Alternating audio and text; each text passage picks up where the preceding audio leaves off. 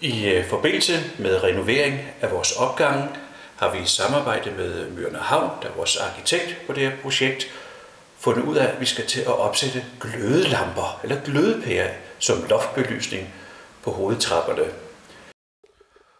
Grunden til, at vi nedtager vores nuværende belysning og opsætter glødepærer og går faktisk 100 år tilbage i tiden, skulle meget tydeligt fremgå af dette foto, hvor man smukt kan se 3 glødepærer kaster skygger op på væggen og på loftet.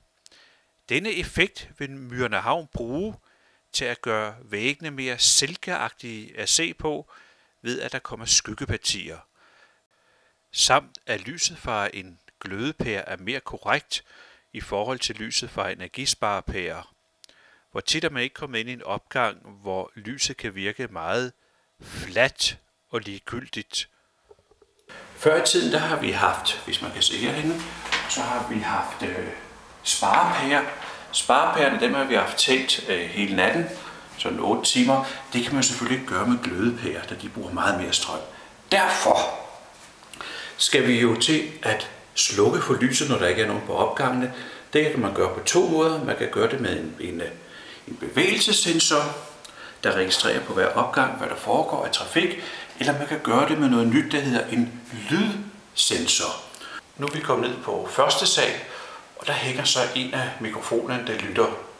Og man kan jo se, at den fylder jo ikke ret meget i billedet, hvis man kigger herop. Det er faktisk den, der hænger herop. En lille bitte mikrofon. Og det er derfor, det her system er interessant. Da man normalt, hvis vi skulle have bevægelsesfølere op, så skal vi have bevægelsesfølere op i hver hjørne. Vi skal have bevægelsesfølere op her.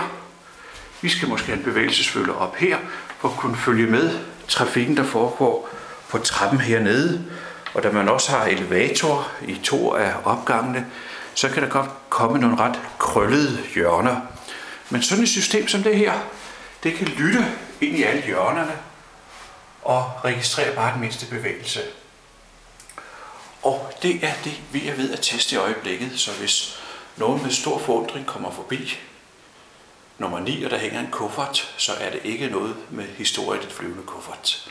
Det er et svensk firma, der har produceret det, der hedder, hvad pokker hedder firmaet? Xtronic Elektronik i Sverige, og de har patent på det her system, så det er ikke så udbredt i Danmark.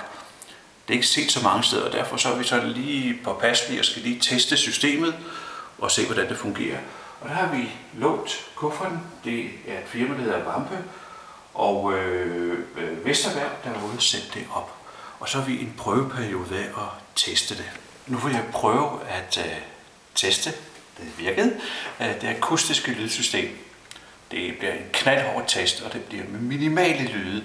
Der skal så siges, at når man tester sådan et system her, at den er jo gearet til at høre visse lyde, og andre lyde, der er den helt lyddødt overfor.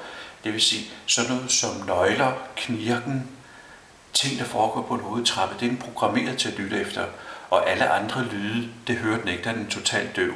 Så når vi kører testen nu her, og man kan se, at den reagerer på de mindste knappenåle, der falder ned, så er det altså ikke sådan, at den bare går hen og tænder lyset tilfældigt, fordi den hører en tilfældig lyd. Det er udvalgte lyde, det er specificerede lyde, og det er også det, svenskerne har fået patent på, og det er også derfor, at de kan programmere den så præcis, så den kun aktiveres ved disse impulser. Lad os se testen. Lad os prøve testen. Nu skal vi se, hvad der sker, hvis jeg trykker på elevatorknappen. Nu kan man se, at nu lyser det heroppe, så den kan tydeligt se, eller I kan se med. Og så prøver jeg at trykke på elevatorknappen.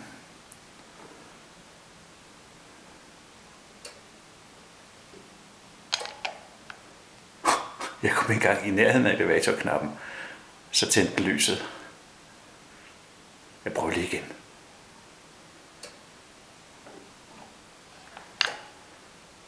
Det var altså nok til, at den kunne tænde lyset. Ret overbevisende.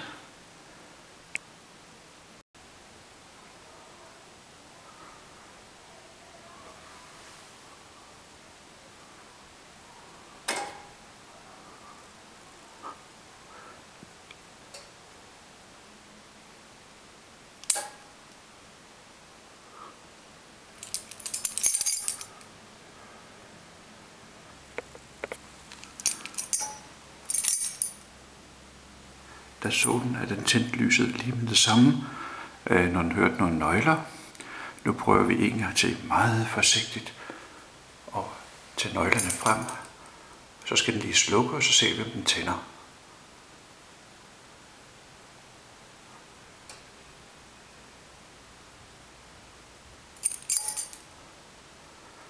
Den kunne sagtens søge nøglerne. Så går vi hen og tester et andet sted, og så bevæger jeg mig op.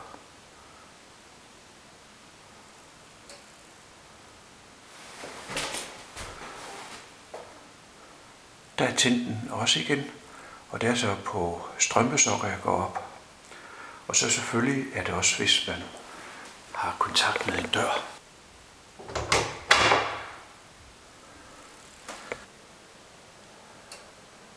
Nu begynder jeg at tale, og så tænder den. Så de test, vi har gennemgået her, der virker det helt som det skal. Lad os se på opstillingen i en flyvende kuffert. Det består af 2 enheder lysstyring. Det ene er en controllerbox AD600.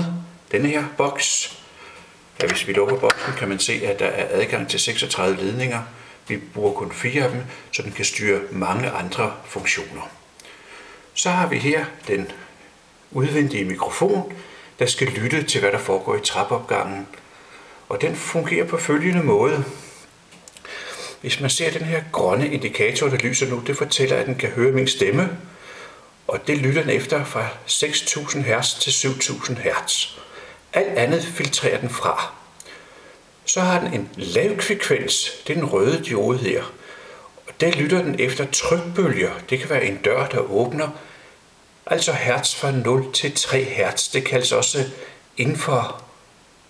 infralyd. Og nu skal jeg prøve at lave en infralyd. Det er ikke lige så nemt for mig at gøre det med min stemme. Men jeg kan puste, og så vil man måske se, at den her bliver aktiveret. Der tændte den 2 gange. Det svarer til en trykbølge, hvis en dør åbner. Det lyder voldsomt, men der skal meget lidt til at aktivere det. Heroppe der har vi mikrofonen, der sidder og lytter.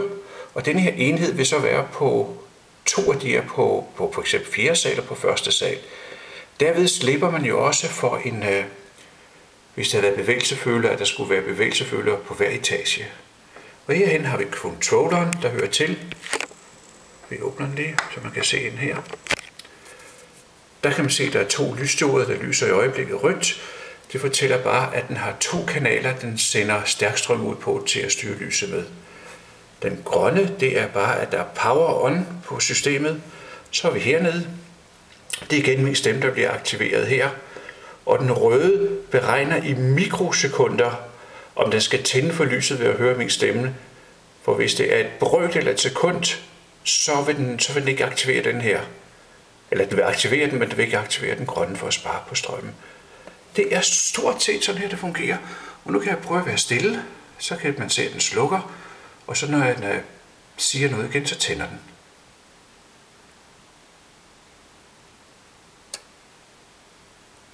Hallo.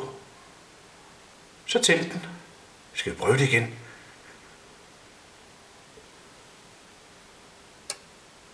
Tænd. Og det er registreret igen min stemme lige med det samme herinde i det her område her. Det er, hvordan akustisk lydstyring fungerer.